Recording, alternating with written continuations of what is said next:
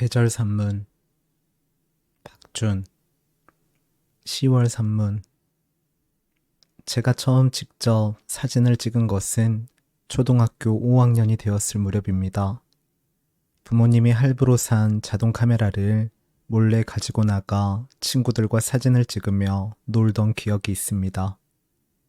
카메라는 한 롤에 36장 혹은 24장이 들어있는 필름을 갈아 끼워야 했고, 어두운 곳이면 자동으로 플래시가 터졌습니다.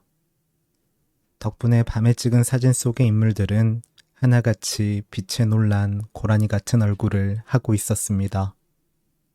이후 제게 있어 사진은 그리 먼 것이 아니었습니다. 소풍날에는 일회용 카메라를 샀고, 줌 카메라를 처음 가졌을 때는 괜히 먼 곳의 풍경들을 당겨 찍었습니다.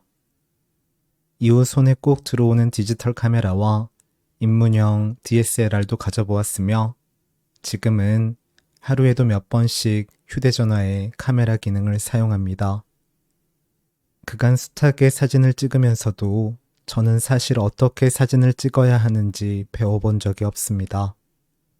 마음에 드는 광경이나 좋아하는 사람 앞에서는 한 발 더 가까이 다가가서 찍는다는 것이 제가 가진 유일한 촬영 방법입니다. 다만 그 사진을 현상해서 앨범에 넣기 전에는 어떤 버릇처럼 혹은 어떤 의식처럼 반복하는 행동이 하나 있습니다. 그것은 바로 사진의 뒷면에 사진을 찍은 날짜와 장소, 그리고 사진을 찍을 때의 상황을 간략하게 적어두는 것입니다. 사진은 그 자체로 훌륭한 기록이지만 어느 측면에서는 조금 부족한 기록 같기도 합니다. 먼 곳까지 여행을 가서 사진을 찍을 때 여행지의 풍경은 담을 수 있지만 그곳까지 나를 따라온 고민이 무엇이었는지는 남지 않으니까요. 유명한 식당에 가서 음식 사진을 찍을 때에도 그 음식의 생생한 모습은 들어오지만 이 음식을 함께 먹었다면 좋았을 어떤 상대를 떠올리는 우리의 그리움은 담기지 않고요. 다시 말해, 몸의 기록을 담는 사진과 함께 마음의 기록을 담는 글을 적어두는 것입니다. 대부분의 사람들이 그렇겠지만 제가 그간 찍은 사진 속 날들은 대부분 특별한 날들입니다. 입학식이나 소풍, 졸업식이나 여행처럼 말입니다. 조금 어색하게 웃는 표정으로 가득한 얼굴들. 반면 기록이 아닌 기억에는 특별한 일보다 잘 생각도 나지 않을 만큼의 작고 사소한 일들이 더 많이 담겨 있는 듯합니다. 어쩌면 이 작고 사소한 일들이 모여 특별한 일을 만드는 것일 테고요. 우리가 어떤 상대를 좋아하게 되는 것에는 특별한 동기나 연유를 찾을 수 없는 것이 보통입니다. 안타깝게도 상대와 멀어지는 계기도 비슷할 것이고요. 명백한 잘못이 사람의 관계를 갈라놓기도 하지만 더 많은 경우에서 아주 사소한 이유들로 관계가 멀어지는 것을 경험합니다. 하루의 해가 그로하듯이, 그리고 우리의 생이 그로하듯이 삶을 살면서 맺는 관계들도 모두 이렇게 시작과 끝이 있습니다. 시작은 거창했는데 끝이 흐지부지 맺어지는 관계도 있고, 어서 끝나서 영영 모르는 사람으로 살았으면 하는 관계도 있고, 끝을 생각하기 두려울 만큼 끝나지 않았으면 하는 관계도 있습니다. 분명한 것은 짧은 기간의 교류든 평생에 걸친 반려든 우주의 시간을 생각하면 모두 한철이라는 것이고, 다행인 것은 이 한철 동안 우리는 서로의 가장 아름다운 모습을 잘도 담아둔다는 것입니다. 기억이든 기록이든. 이제 첫서리가 내린다는 상강도 지났습니다. 아름다운 우리의 가을날이 또 이렇게 가고 있는 것입니다. 내가 품은 빛. 며칠 전 경상남도 밀양을 지났습니다. 한번 제대로 가본 적이 없는 밀양이지만 이처럼 길 위로 지난 것은 여러 번입니다. 그때마다 같은 생각을 했습니다. 언제 아무런 일도 없이 밀양에 와야지. 여행이라 할 것도 없이 밀양에 와야지. 와서 며칠이고 머물러야지 하고 말입니다. 이것을 두고 소망이나 소원이라 이야기하는 것은 너무 거창하겠죠. 그러니 희망쯤으로 해두겠습니다. 희망하던 그날이 오면 저는 아마 밀양역에서부터 걸음을 시작할 것입니다. 역 밖으로 나와서 가장 먼저 그동안 간판만 보며 군침을 삼켰던 밀면집에 들어갈 것입니다. 오후 2시 정도 되는 늦은 점심이나 오후 5시 정도 되는 이른 저녁에 들어서서 혼자 테이블에 앉을 것입니다. 그러고는 비빔밀면과 물밀면 사이에서 고민할 것입니다. 만두나 전병처럼 곁들일 수 있는 음식이 있다면 혼자 왔다는 미안함을 핑계 삼아 함께 주문할 테고요. 밀면을 먹으면서 누구를 떠올리게 될지 잘 모르겠습니다. 유난히 신맛을 좋아하시는 아버지를 떠올릴 수도 있고, 면 요리를 먹을 때면 함께 들어있는 삶은 계란을 남겨두었다가 마지막 남은 면발과 함께 먹던 사람을 떠올릴 수도 있습니다. 혹은 지금은 제가 생각하지 못할 다른 사람이 될 수도 있겠습니다. 누가 되었든 그리울 것입니다. 누가 되었든 그리워서 더 좋아질 것입니다. 밥을 먹고 나온 후에는 천변을 걸을 것입니다. 밀양강은 조금 더 남쪽으로 흘러 삼랑진쯤에서 낙동강과 만나며 스스로의 이름을 숨기게 됩니다. 천변을 걷는 동안 상상력이 좋지 않은 저는 분명 밀양 아리랑의 노랫말을 더듬어 볼 것입니다. 날 좀 보소, 날 좀 보소, 날 좀 보소. 동지섣달 꽃 본 듯이 날 좀 보소로 시작되었다가 정든님이 오셨는데 인사를 못해. 행주치마 입에 물고 입만 방긋으로 이어지는 노랫말입니다. 저녁이 깊어지면 숙소도 하나 구할 것입니다. 가방을 내려두고 거칠어진 몸을 씻을 테고 자리에 누워서는 아마 한참을 뒤척일 것입니다. 뒤척이다 뒤척이다 새벽쯤에야 깊은 잠이 들었다가 다음날 아침에 눈을 뜰 것입니다. 눈을 뜨고 나서는 앞에 펼쳐진 낯선 풍경 탓에 아주 잠시나마 멍해지기도 하고요. 그러고는 이내 밀양을 떠날 것입니다. 노상. 처음 돌아섰을 때 내 그림자는 너의 방향으로 조금 기울어져 있었습니다. 돌아서서 걷다가 문득 뒤를 보았을 때 내 그림자는 바닥에 넘어져 있었습니다. 학원 가는 길. 어려서 미술학원에 다닌 적이 있었습니다. 엄밀하게 말하면 저는 그 학원에 다녔다고 말할 수 없을지도 모릅니다. 그 학원에 딱 3일을 나갔으니까요. 물론 학원비는 한 달치를 먼저 냈습니다. 저는 그 학원이 싫었습니다. 선생님들은 좋았지만 학원에 가면 어딘가 무섭게 보이는 낯선 형들이 있었으니까요. 첫날 학원에서 돌아온 그 다음 날부터 학원에 가지 않기 위해 노력했습니다. 하지만 없는 살림에 큰 마음을 먹고 학원을 등록한 엄마는 당연히 이것을 허용하지 않았습니다. 형들보다 엄마가 더 무서웠던 저는 눈물이 가득한 상태로 집 밖으로 나왔고요. 그때 다행히 누나가 따라 나와 주었습니다. 누나도 무서울 때가 많았지만 모르는 그 형들보다는 안 무서웠으니까. 저는 누나의 손을 잡고 저기 전봇대까지만 같이 가줘. 아니, 저기 육교까지만 같이 건너자. 아니, 문구점 있는 골목 나올 때까지 같이 걷자 하고 애원을 했습니다. 학원이 가까워지면 가까워질수록 내 손을 쥐고 있는 누나의 손등 위에 눈물을 뚝뚝 떨어뜨렸습니다. 11월 산문 종이 인형. 그를 처음 만난 날을 기억합니다. 어느 모임의 구성원들이 회의를 하는 자리였습니다. 회의가 끝나자 그는 제게 따로 술을 마시자고 했습니다. 마포역 앞 길가에서 맥주를 마셨습니다. 빠르게 취해가는 우리 사이로 퇴근길에 오른 직장인들이 더 빠르게 스쳐갔습니다. 그는 이 모임에서 동갑내기를 처음 만난다며 반가워했고, 저는 그에게 나이는 같지만 제가 모임에 늦게 들어왔으니 존대를 해야 하느냐고 물었습니다. 광장과 자취, 문학과 유년 같은 것을 두고도 이야기했습니다. 주로 제가 물었고 그가 답을 했습니다. 우호적이지 않지만 호의를 감추지 못하는 사람, 결국에는 말을 실컷 할 거면서 처음에는 과묵한 사람, 이런 것들이 그의 첫인상이었습니다. 며칠 후 그에게 연락이 왔습니다. 함께 함양에 가자는 말과 함께. 친한 선배가 문학상을 수상하는데 우리 또래의 사람들도 많이 올 테니 여행을 겸해서 다녀오자는 것이었습니다.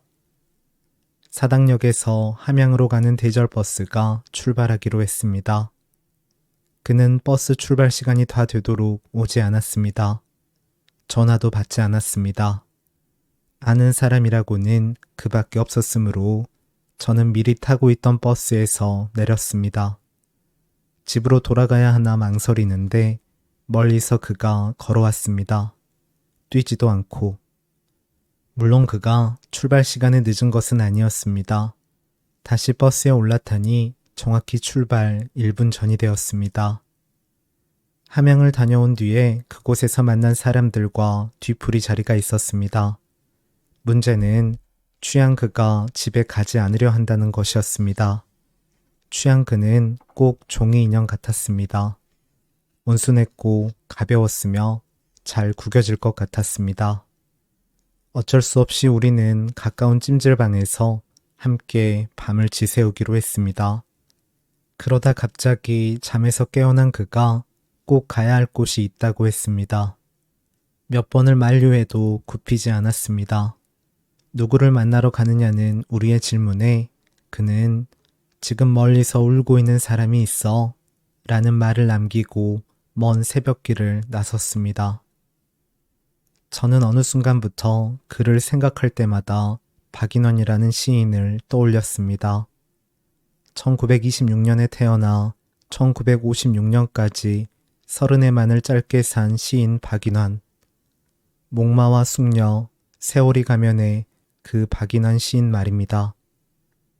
그가 늘 품고 있는 어떤 바람 냄새가 한 번도 만나지 못한 박인환의 채취와 닮았다는 생각도 했습니다. 그가 곧잘 입고 나는 롱코트가 오래된 사진 속 박인환 시인의 옷과 닮아 보이기도 했습니다. 얼마 전 부산에서 저는 그와 다시 만났습니다. 지역의 청소년들을 대상으로 강연을 하는 행사였습니다. 긴 코트를 입고 온 그를 보자마자 저는 박인환 같아 라는 말을 숨기지 못하고 건넸습니다. 강연이 끝나고 저는 부산에 처음 왔다는 그와 차를 한 잔도 하지 않고 헤어졌습니다. 먼 길을 혼자 보내고 싶은 괴팍한 마음이 들었기 때문입니다. 부산 서면의 복잡한 골목길로 그의 뒷모습이 사라지고 있었습니다. 눈을 씻어 보아도 그의 모습이 더 보이지 않게 되었을 무렵 저는 오래전 읽은 박인환의 서간문을 떠올렸습니다.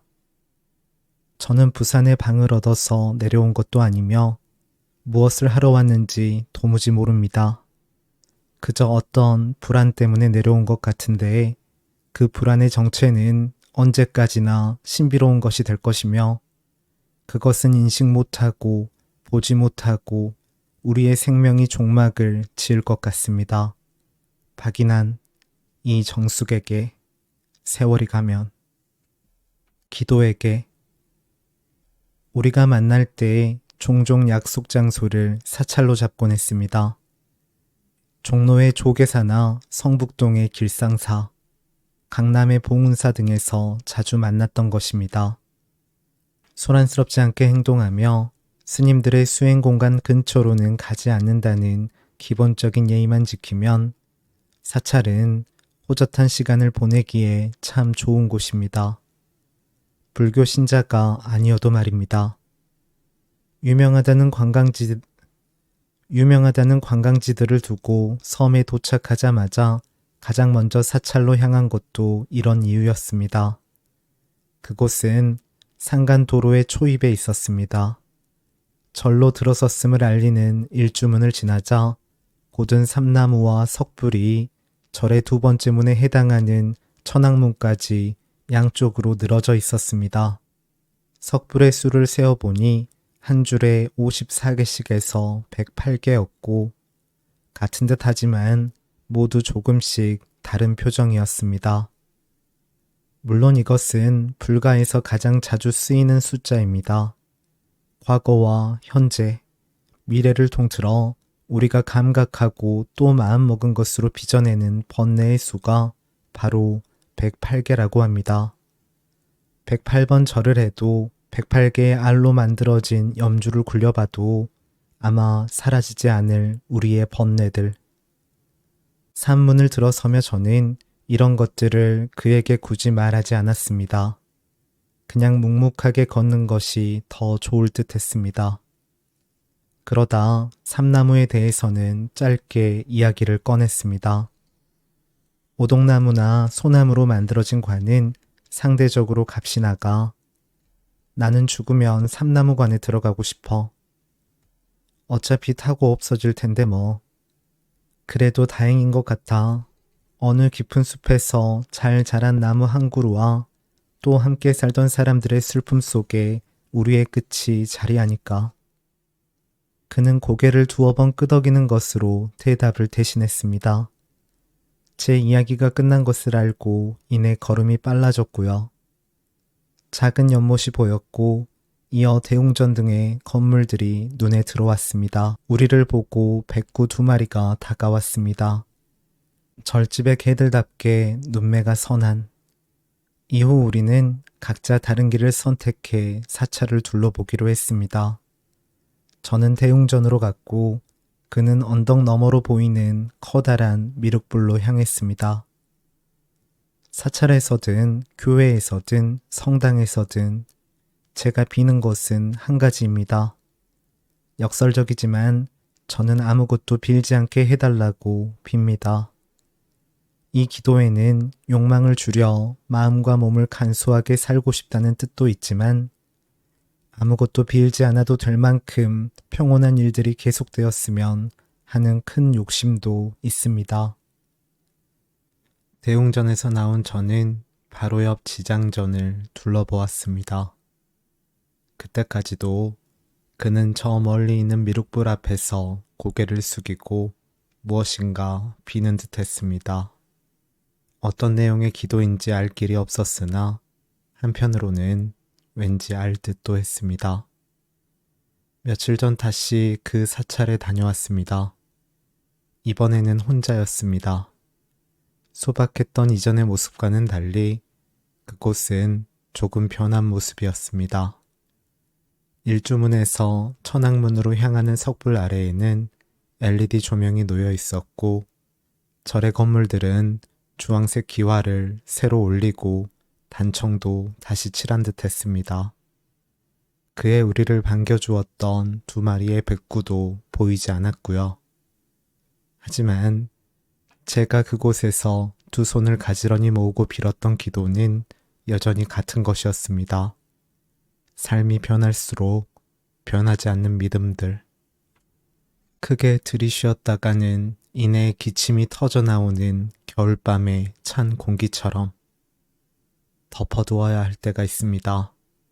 갓 지은 밥을 공기에 퍼두었는데 반찬도 따로 담아 상위에 올렸는데 아직 그 사람이 도착하지 않았을 때 그래도 언제라도 저 문을 열고 웃으며 들어설 것 같을 때 그릇 뚜껑이나 보자기를 올리듯 덮어두어야 할 때가 있습니다. 또 덮어두어야 할 때가 있습니다. 내가 무슨 말을 어떻게 했고 네가 다시 그 말을 어떤 식으로 받아쳤으며 그 사이 숨어있는 잘못의 제목들. 이것들을 들추어 밝히는 대신 그냥 덮어두는 편이 더 나을 때가 있습니다. 또 덮어두어야 할 때가 있습니다.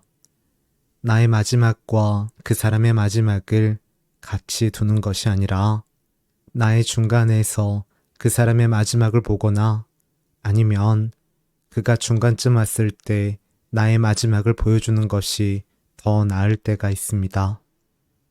덮어둔다는 것은 어느 낮은 시간을 그냥 흐르게 하는 것이고 그곳으로 흘러오는 것들을 마다하지 않고 반긴다는 뜻이며 한참 세상이 지나 그 위에 무엇이 쌓였다 해도 변함없는 것들을 다시 찾아내는 일입니다.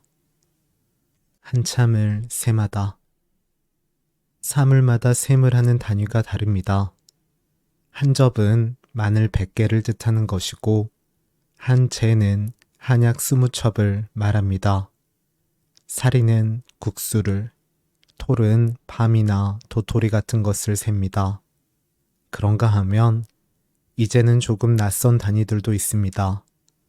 북어 20마리를 뜻하는 한 쾌, 바늘 24개의 한 쌈, 전지 500장 한 연, 기와 2000장을 일컫는 한 우리처럼 말입니다.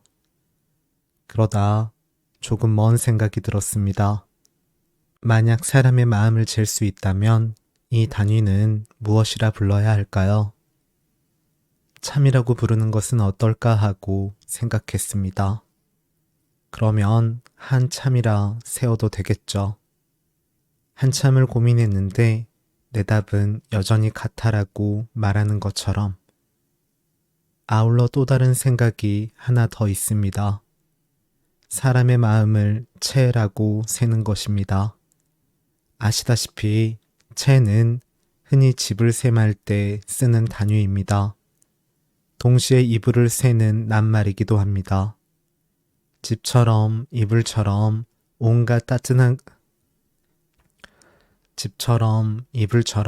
온갖 따뜻한 것들에 붙는, 그러니 어쩌면 마음에도 붙일 수 있을 것입니다.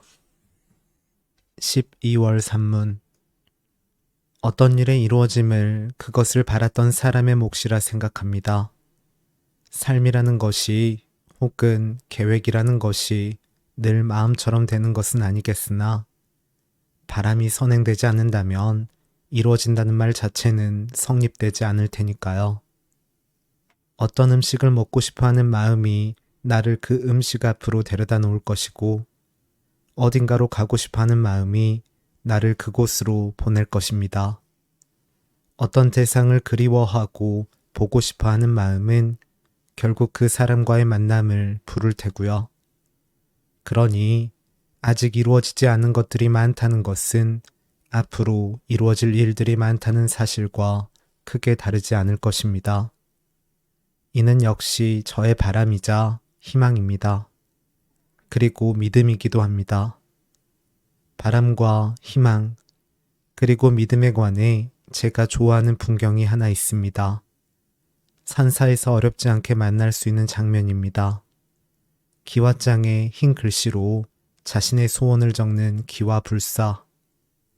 저는 그 기와장에 적힌 사람들의 소원을 유심히 바라보곤 합니다. 아직까지 요행이나 무리한 소원이 적힌 기와장은 보지 못했습니다. 하나의 기와장에 가족이 서로 다른 필체로 자신의 이름을 적으며 행복이나 화목 같은 말들을 적는 것이 보통이죠. 그 글자들을 하나하나 눈에 넣으며 사람의 바람과 희망에는 이미 자신이 이루어낸 것들이 포함된다는 사실을 알게 되었습니다. 행복하고 화목한 가족이 아니었다면 그 깊은 산사까지 여행을 오지 않았을 테니까요. 그 기와장에 소원을 쓴 가족은 이미 소원을 이룬 셈입니다. 환하게 열릴 한 해의 시간들 속에서 어떤 바람을 품어야 할까요?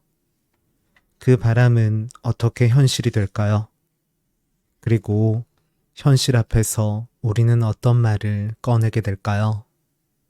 한 가지 분명한 사실은 마음의 바람과 삶의 현실과 인간의 말은 서로 그리 멀지 않은 곳에 있다는 것입니다.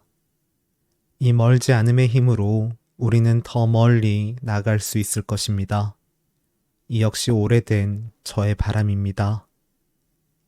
다시 노동에게. 얼마 전 한 어느 잡지사로부터 글을 의뢰받았습니다. 경기도에 위치한 한 유리제조 공장에 다녀와서 그 후기를 써달라는 것입니다. 막막한 생각에 거절을 할까 고민했지만 유리를 만드는 공정을 눈앞에서 보고 싶다는 생각에 덜컥 수락을 했습니다. 갓 만들어진 유리가 얼마나 아름다울까 하는 기대도 품었고 삶의 모습이 꾸밈없이 펼쳐진 생생한 글을 적고 싶다는 생각도 했습니다. 유리 공장에 취재를 가던 날 저는 새벽 5시경에 도착했습니다. 하지만 다시 그곳에서 나올 때까지 일하는 분들과 몇 마디 대화를 나누지 못했습니다. 촘촘하게 분할된 그분들의 작업 동선에 방해가 될까봐 가까이 가지 못했고 별도의 휴식 시간도 없는 듯 했습니다. 밥이라도 함께 먹으며 이것저것 물을 생각에 아침 식사 시간을 기다렸습니다. 하지만 그분들은 때가 되자 각자 싸온 도시락을 펴고 단 몇 분 만에 식사를 마쳤습니다. 다시 작업이 시작되기 직전 따라붙어 말을 걸었지만 친절하게 답을 해주시는 분은 없었습니다. 그렇다고 해서 야속함이나 서운함 같은 감정을 불러내지는 않았습니다. 세상이 노동에게 어느 한 번 친절한 적이 없었으니 노동이 그리고 노동자가 세상에 친절하지 않은 것은 어쩌면 당연한 일이라는 생각도 들었고요. 저는 다시 그분들과 멀찍이 떨어져 아래와 같은 메모를 적었습니다. 새벽 5시가 조금 넘는 시간, 노동자들이 하나둘 출근을 했다. 유리공장 중앙에는 가마가 있었고 가마 안에는 1600도의 유리물이 끓고 있는 6개의 도가니와 지난밤 내내 가마의 온도를 맞춰온 분이 머물고 있었다.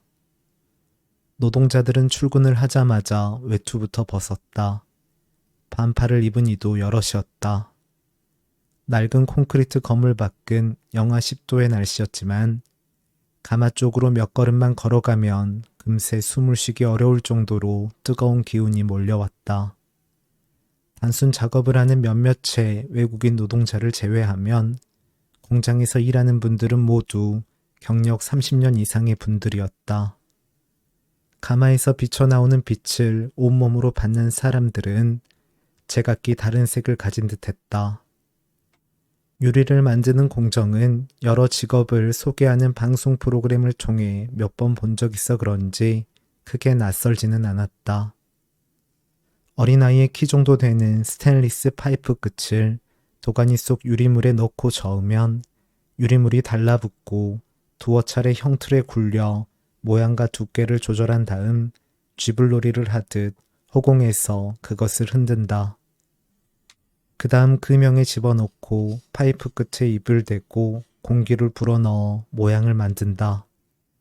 파이프를 부는 사람과 금형 앞에 앉은 사람은 한 조로 일을 한다. 입바람을 너무 약하게 불어서도 안 되고 세게 불어서도 안 된다. 그렇게 완성된 투명하고 빛나는 사물은 아직 유리가 아니었다. 새벽 내내 가마 멀찍이서 메모만 하던 나를 의아한 눈빛으로 보아오던 한 분은 라이터 대신 그 표면에 담배의 끝을 대어 불을 붙였다. 왠지 기가 죽었다. 유리이기도 불이기도 물이기도 한 상태의 그것들을 자르는 방법은 다양했다. 바람으로도 가위로도 그리고 차가운 물과 더 뜨거운 불로도 그것은 쉽게 잘렸다. 플라스크의 끝을 잘라 500도부터 상온까지 천천히 식히기 위한 컨베이어 벨트에 넣는 것으로 그 공간에서의 작업은 끝이 났다. 물론 작업이 끝났다고 해서 노동이 끝난 것은 아니고 삶이 끝난 것은 더더욱 아니다. 처음 기대와는 달리 너무나 건조하고 딱딱한 글이 완성되었습니다. 하지만 이 글이 더 부드러워질 수는 없다는 생각을 했습니다. 이리저리 어떻게 완성을 해서 잡지사에 원고를 보냈고요. 저는 지금 준법 파업으로 예정보다 출발 시간이 연기된 기차역 승강장에 발행된 그 잡지를 손에 쥐고 앉아 있습니다. 날이 춥기는 하지만 더없이 평온한 마음으로 앉아 있습니다. 겨울 소리. 겨울이 오는 소리는 무엇일까요? 불어오는 바람 소리일까요? 조금 열린 창문을 다시 꼭 닫는 소리일까요? 손등에 마른 입술을 비벼보는 소리일까요? 립밤을 바르고 윗입술과 아랫입술을 붙여 말았다가 한 번에 밀어내는 소리일까요? 거리의 종소리일까요? 서둘러 걷는 행인들의 발소리일까요? 이르게 온 저녁과 오래 머무르는 어둠 사이 고요의 소리일까요? 지난 이야기들 소리 없이 떠오르는 소리일까요? 주말에 뭐해? 라는 메시지가 도착한 휴대전화의 알림 소리일까요? 이 모든 소리와 소리들, 그 위로 소리도 없이 곧 내릴 눈, 그 눈을 보려고 내가 다시 눈 뜨는 소리일까요? 쉼, 쉼, 쉼. 쉬다라는 낱말은 여러 뜻을 가지고 있습니다.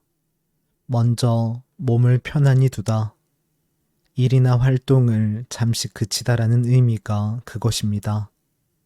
그런데 이런 의미의 쉬다가 우리에게 없다면 문제가 생깁니다. 조금 부정적인 의미의 쉬다로 표현하는 것이죠.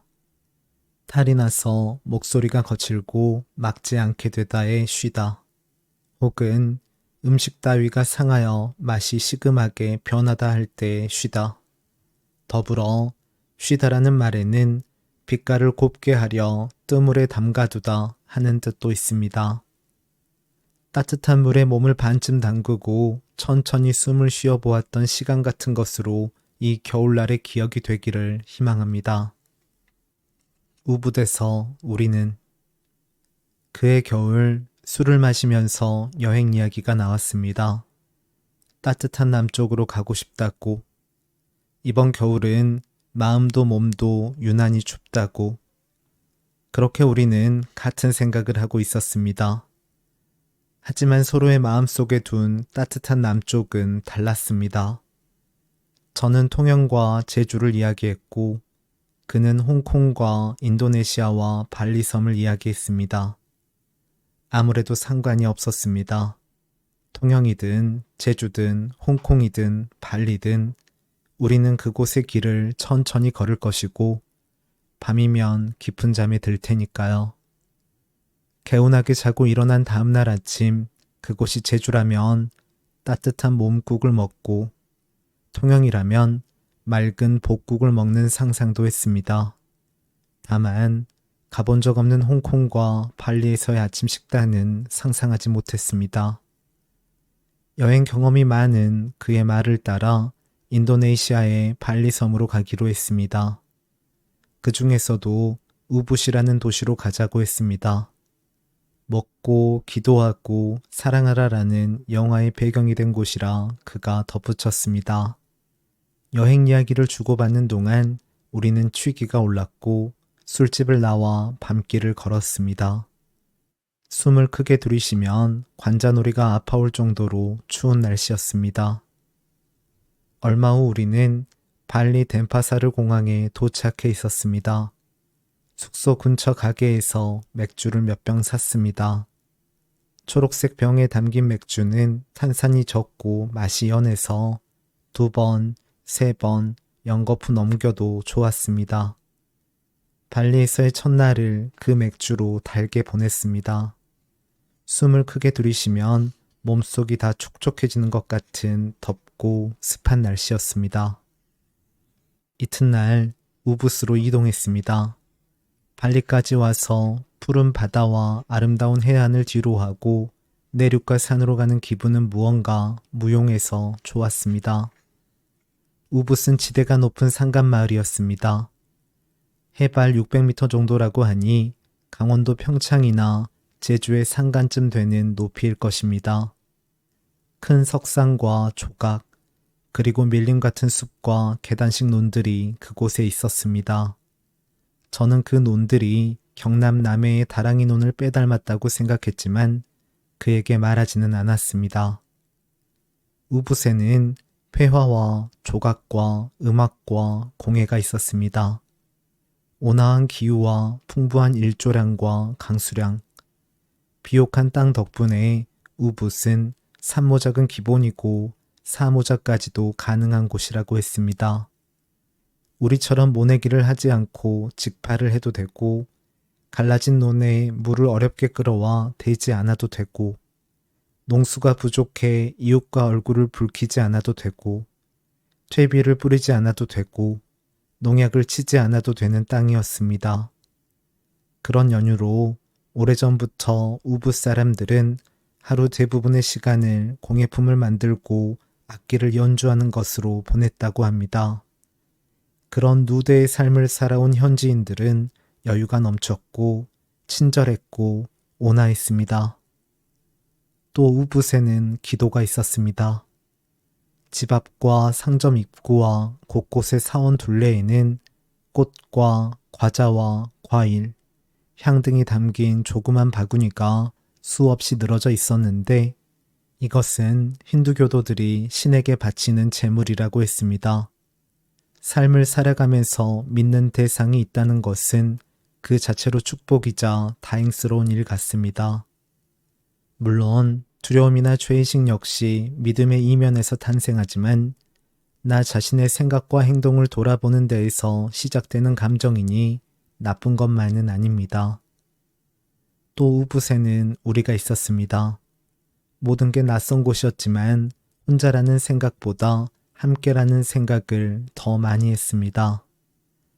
낮이면 영어에 능숙한 그를 따라 우붓 거리 곳곳을 걸어 다녔고 밤에는 맥주를 마시다가 지금까지의 제 잘못을 떠올리다가 다시 맥주를 마시다가 잠이 들었습니다. 돌아오던 날까지 이런 일정의 반복이었습니다. 함께한 그가 우붓에서의 첫날을 기록해 놓은 글을 이곳에 옮겨둡니다. 이것은 그의 이야기이지만 저의 이야기이기도 합니다. 저와 그의 이야기가 같이 적힐 수 있는 까닭은 그때 우리가 함께 있었던 덕분입니다. 그곳이 우기라는 것은 우리에게 별 상관이 없었다. 이왕 올 비라면 세상이 끝날 것처럼 내렸으면 좋겠다고 이야기하며 나갈 채비를 했다. 호텔에 짐을 부리고 나온 우리는 줄임배를 움켜쥐고 한 식당을 찾아 들어갔다. 이국적인 향이 가득한 밥을 허겁지겁 먹기 시작하자 또한 이국적인 날벌레들이 규칙 없이 얼굴로 부딪혀왔다. 대기 가득 물기가 스며 있던 곳, 오토바이 기름 냄새가 밤낮으로 진동하던 곳, 그곳에 우리는 함께 있었다. 손에 땀이 차면 바지에 닦아가며 다시 손을 잡았고 끼니마다 맥주를 함께 마시며 좁은 골목을 네 발로 촘촘히 걸었다. 냉온. 그의 살던 집, 입김이 새하얗게 뿜어져 나오던 욕실, 온수를 한참 기다려야 했습니다. 점점 미지근한 물이 나온다고 해서 몸에 물을 뿌려서는 안 되었습니다. 그러다 다시 차가워지는 경우가 다반사였으니까. 얼마간은 더 기다려야 했습니다. 손끝을 대어가며 언제쯤 따뜻해질까 고개를 갸웃하던 그때 나의 표정은 지금의 너와 꼭 닮아 있습니다. 이쪽과 저쪽. 고무공이나 테니스공 하나면 충분했습니다. 먼저 적당히 떨어져 있는 두 지점을 설정합니다. 예를 들면 한쪽 끝은 이 전봇대로 삼고 반대편 끝은 저 은행나무로 정하는 것입니다. 공격팀의 아이들은 이쪽에서 저쪽으로 뛰었고 다시 저쪽에서 이쪽으로 뛰어왔습니다. 이것을 얼마나 많이 반복하느냐가 관건이었고요. 다만 이쪽과 저쪽을 오갈 때는 조심해야 합니다. 수비하는 친구가 던진 공에 맞지 않도록. 반대로 그 공을 몸에 맞지 않고 내 주먹으로 쳐서 멀리 보내면 그동안은 한결 편하게 양쪽을 오가며 뛸 수 있었습니다. 이 놀이의 가장 큰 특징은 두 팀을 나누어 경쟁하는 듯하지만 사실 점수를 매기지 않았고, 그러니 승패도 가늠하지 않았다는 것입니다. 이곳과 저곳을 신나게 뛰어다니다 지치면 공격과 수비를 교대했고, 나머지 아이들도 지치면 자연스레 우리 그만하자 라고 말하며 놀이를 마쳤던 것입니다. 이 놀이를 하던 때로부터 멀리 떠나왔습니다. 같이 놀던 친구들도 흩어졌고 뛰어다니던 골목도 이제는 사라졌습니다. 하지만 저는 어쩐지 아직도 이것을 하고 있는 것 같습니다. 누군가 다가온다 기대했다가 누군가 떠나간다 슬퍼하고, 어제의 걱정을 끝냈다 싶었는데 새로 오늘의 걱정을 하고 이쪽과 저쪽을 오갑니다. 끝도 없이 오가고 있습니다. 기다림. 지상의 모든 사랑이 그러한 것처럼 애초부터 새는 이 세상에 존재하지 않았거나 어쩌면 날아가기 위해 존재하는 것인지도 모른다. 박정만, 자서. 책을 펼치면 이 문장만은 어김없이 저를 기다려주고 있습니다. 남쪽. 누가 먼 곳에서 부르면 가야지. 당장은 못 가더라도 길이 아무리 고단해도 가야지. 멀리 있는 이를 이유 없이 부르는 사람은 없으니까 누가 멀리서 부르면 가야지. 화. 서로에게 번화했으므로 시간은 우리를 웃자라게 했습니다.